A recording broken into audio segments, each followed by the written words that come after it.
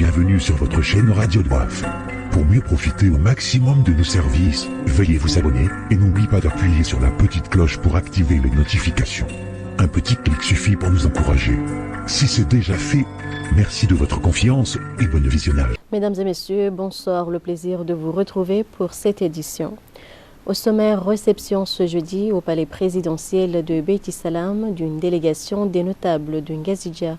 Les discussions ont porté sur les conflits intervillageois et les actes criminels. Départ ce jeudi pour l'Arabie Saoudite du premier contingent des pèlerins comoriens pour accomplir le 5e pilier de l'islam. Tels sont les principaux titres de cette édition.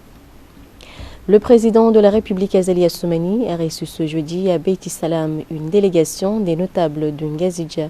Au cours de l'audience, il était question de se pencher sur les actes criminels et les conflits intervillageois qui prévalent ces temps-ci dans le pays. Le président a, lors de son intervention, rappelé le rôle que doit jouer la notabilité pour la paix et la stabilité, vecteur de développement du pays. Reportage de Hamida Achatamadi et Salim Ben Abdillah Zarkachi, compte rendu dans les hauts Ayuba Abdallah. C'était en présence du grand moufti et les représentants des parties prenantes que le président de la République Azali Assoumani a reçu la notabilité de Ngazidja. Lors de cette rencontre, il était question des actes criminels perpétrés ces derniers temps et les différents conflits intervillageois qui portent atteinte à la paix et à la stabilité du pays. Le chef de l'État a rappelé dans son discours le rôle que doit jouer la notabilité pour la stabilité du pays. Par ailleurs, il n'a pas manqué de mettre en relief l'éducation nationale, levier de développement. Un des notables a salué cette approche et a annoncé ensuite leur disponibilité à accompagner le chef de l'État pour sortir de la crise. Il nous a invités pour nous rappeler une disposition de la Constitution de la République. Une disposition qui est clairement stipulée dans la Constitution sur la circulation des biens et des hommes. La liberté de circulation des biens et des hommes. Donc il ne peut pas y avoir cette liberté sans qu'il y ait une sécurité, sans qu'il y ait l'unité des pays, l'unité des hommes, et que la circulation soit libre, soit assurée, soit sécurisée. Donc il nous a rappelé que chacun doit prendre ses responsabilités.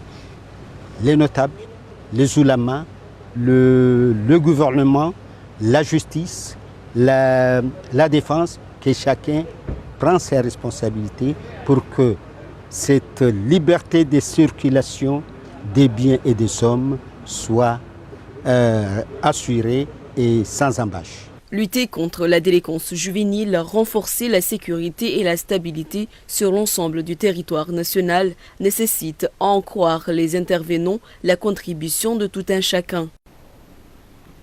Et atelier de formation à Moéli au bénéfice des maires, chefs des villages et notables sur la mise en place d'un comité de gestion de plaintes en cas de conflit dans les quartiers et les villages. C'est un programme qui entre dans le cadre du projet PIDC financé par la Banque mondiale à hauteur de 11 milliards de nos francs.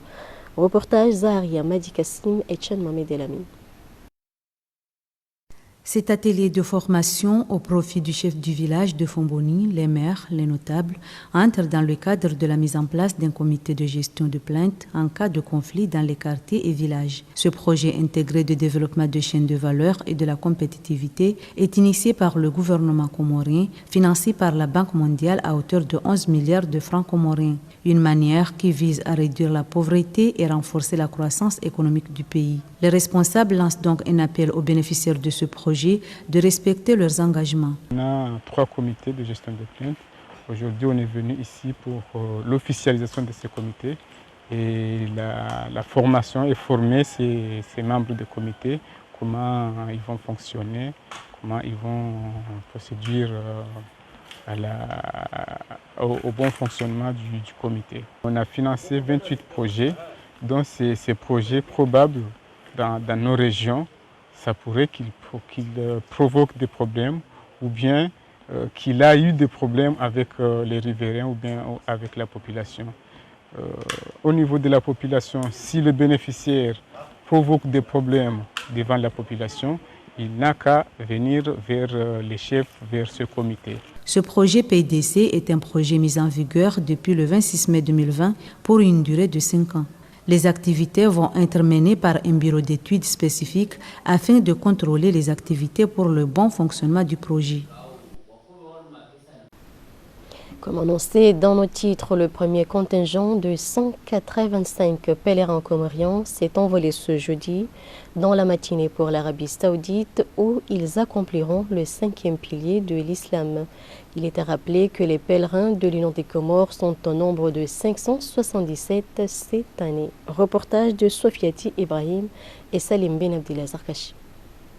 Ce premier contingent des pèlerins est parti pour la Mecque sans le moindre souci puisqu'ils ont accompli leurs formalités avec facilité. En salle d'attente, ces pèlerins sont confiants quant à la suite car aucune difficulté n'a été enregistrée. Tout se passe bien et on espère que là-bas nous serons bien accueillis et que les doigts seront exaucés et nous n'y manquerons pas de manifester notre intérêt au niveau de notre pays. Et surtout au niveau de nos dirigeants. On va prier pour ce pays, pour nos villages, pour nos enfants, nos familles. Avant de quitter Moroni, ces candidats au pèlerinage ont eu droit à une séance d'éclaircissement concernant leur séjour à Médine et Makka. C'était une occasion aussi pour la direction de leur souhaiter bon voyage. Aujourd'hui, nous partons avec 185 pèlerins. On prend le départ pour Madinatul Munawwara, ville du prophète sallallahu alayhi wa sallam. Et après, on va se diriger vers la Mecque pour accomplir le Umrah. Après le Umrah, on va se diriger vers Arafat. Le prophète sallallahu alayhi wa sallam a dit que Al-Hajj Arafat, le pèlerinage chez Arafat. Toute personne qui désire accomplir ce pilier, il doit se présenter à Arafat. Rappelons que la direction du Hajj a programmé 2 voyages. Le 2e vol est prévu pour ce vendredi et celui-ci doit amener plus de 300 pèlerins.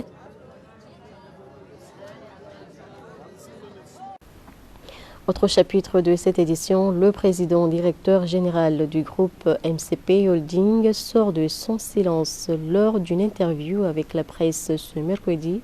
Il a nié catégoriquement des propos publiés sur la Gazette Al-Watan comme étant le contrat du projet de construction d'un hôtel à Moélie a été rompu. Selon lui, c'est une obligation de la société et de l'État de corriger les problèmes de base de ce projet pour améliorer le climat des investissements. Il s'explique en ces termes. Je suis convaincu qu'il y a des problèmes au niveau de communication, peut-être entre les journalistes et le porte-parole du gouvernement. Le 31 octobre, je m'excuse, 2020, le président de la République il a sorti un décret présidentiel dans lequel il va spécifier qu'il va donner toute la documentation et il a précisé aussi que la décurrence de les 5 ans pour la réalisation de le projet, il va être à partir de quand toutes les implémentations contractuelles et toute la documentation il était livrée à MCP. Je suis sûr que le président il va respecter son engagement personnel et comme État. Et il a reconnu aussi lui-même le 2020, en octobre, qu'il était des retards jusqu'au 2020, de 2018 jusqu'au 2020, à peu près la fin de 2020, que notre machine administrative, notre machine bureaucratique, malheureusement, il n'a pas été capable de livrer toutes les autorisations et toute la documentation nécessaire. Comme ça, j'avais la confiance totale que le gouvernement il va être avec nous et il va donner nous la documentation dans le plus vite temps possible parce que c'est notre intérêt. Ce projet, à son intérieur, il va rassembler tous les points clés de l'émergence 2030 parce que ce n'est pas un projet d'un hôtel, c'est un projet d'économie circulaire. La durabilité sociale, c'est à la base de le futur de développement de tout le monde. Le projet, il va à comprendre 4 hôtels. En totalité, il sera 168 villas aux chambres, aux tentes, parce que chaque projet, chaque hôtel va avoir son caractérisation par rapport à le positionnement de l'hôtel au niveau des territoires. Parce que chaque partie des territoires d'expoliation, il y a son peculiarité. Et à ce sujet, le porte-parole du gouvernement, lors du compte-rendu du Conseil des ministres de ce mercredi 22 juin 2022, a tenu à éclairer l'opinion publique sur ce sujet. Je vous propose de suivre le ministre de l'Agriculture, porte-parole du gouvernement, Mohamed Saidi. Qu'a-t-il fait depuis la signature du contrat en 2017 ou 2018 jusqu'alors? Je vais vous dire exactement ce qui a été fait. Ce dont il avait besoin, ça a été pris en considération, excepté un seul papier. Concernant la banque offshore, devant le permettre d'exploiter nos ressources halieutiques. Avant qu'on lui remette, on lui a demandé de nous montrer les fonds d'investissement. Jusqu'alors, il n'y a rien. Il avait dit qu'il a dépensé énormément de sous pour ce qui est de ce projet. Je sais qu'il avait déboursé $200 000 et à présent, il n'y a rien. À vrai dire, c'est un projet colossal, bien reformulé. Mais il y a 5 ans, aucun bureau à Moroni ni à Moélie n'est ouvert. Rien ne montre la concrétisation d'un tel projet.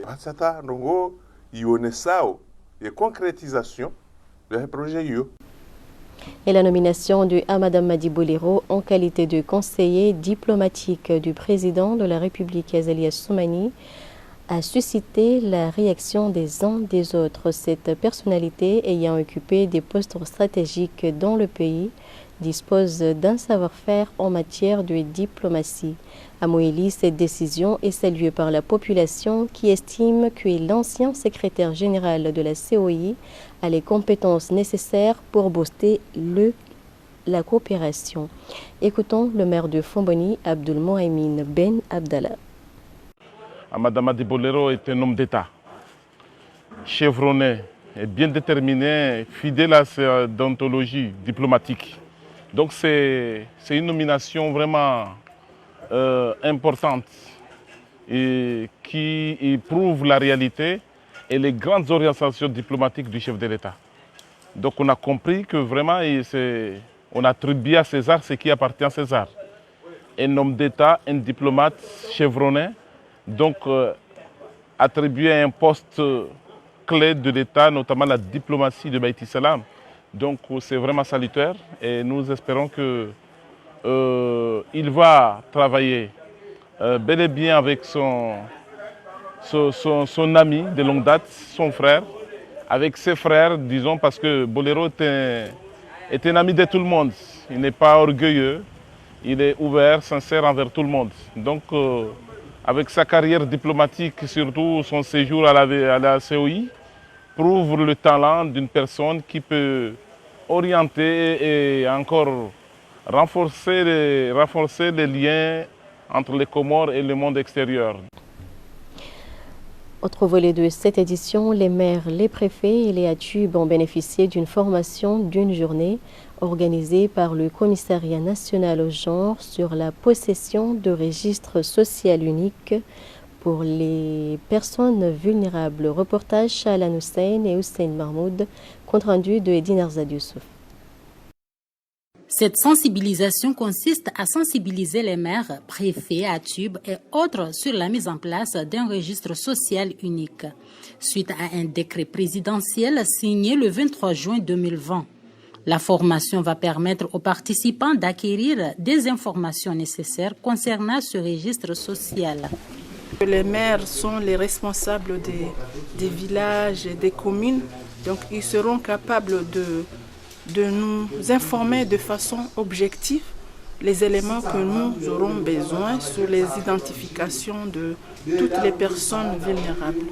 Ce registre va aider aux concernés de savoir les vrais vulnérables dans le pays. Avec ce registre, on va pouvoir de façon complète et effective savoir qui sont les vrais vulnérables et les non vulnérables. D'ailleurs, on a la politique de la protection sociale, on a la carte de la vulnérabilité, cartographie. Les organisateurs de la formation attendent beaucoup des maires, préfets et ATUB qui représentent les communautés. Rappelons que des biens des familles vulnérables n'arrivent pas aux personnes cibles par manque de base de données. Du sport à présent, la deuxième journée du championnat des Comores de football s'est déroulée ce jeudi au stade Al-Hadj Matar de Famboni, Moéli. Il a mis aux prises Famboni Football Club et Volcan Club de Moroni. La rencontre s'est soldée sur le score de 1-0 en faveur de Volcan Club. Une victoire savourée par l'ensemble de l'équipe et des dirigeants. Famboni Club jouera un dernier match dimanche pour tenter de conserver au moins la deuxième place. Swadri Saïd était sur place au stade Al-Hadj Matar. Un seul but a suffi pour que Volcan remporte le championnat de 2022 ici au stade Al-Hadj Matar. Normalement, je n'ai pas un mot à dire parce que l'essentiel est fait. L'essentiel est fait. Volcan est champion en 2022, champion de Comores en 2022. On a gagné le match d'aujourd'hui contre Famboni parce que le match passé, le lundi passé, on a joué contre Style Nouvelle, on avait 3 points. Aujourd'hui, ce match-là, c'est un match décisif. C'est un match décisif parce que si par exemple on a fait une défaite, aujourd'hui, c'est à 3 points. 3 points Famboni et 3 points Volcan. L'essentiel, l'essentiel est fait. On a gagné le 3 points, on est un champion en 2022. C'est l'ancien attaquant de Touma Club, Fahar Fayad, d'une tête déviée pour un corner frappé par Dani qui a permis à Volcan d'ouvrir le score en première période. Et à la reprise, les deux équipes se sont réparties sur les mêmes bases avec quelques changements opérés du côté de Volcan, mais c'est Famboni Club qui a eu les meilleures occasions, mais en vain. Moi j'ai vu que c'est aux côtés des attaquants, ils n'étaient pas décisifs dans leur poste. Nous, à notre côté, si vous avez déjà comment s'était passé le but de Volcan, c'était un coup arrêté. Donc ils ont sollicité à ça. Nous, on n'était rien à faire. Donc ce n'est pas un jeu qu'ils ont joué côté à droite pour chercher solution. On a eu un peu de temps. Le peu de temps qu'on a eu là, ça n'a pas suffi. Ça n'a pas suffi. Donc on a préparé avec les moyens qu'on avait à bord. C'est ce qui a fait aujourd'hui le résultat d'aujourd'hui.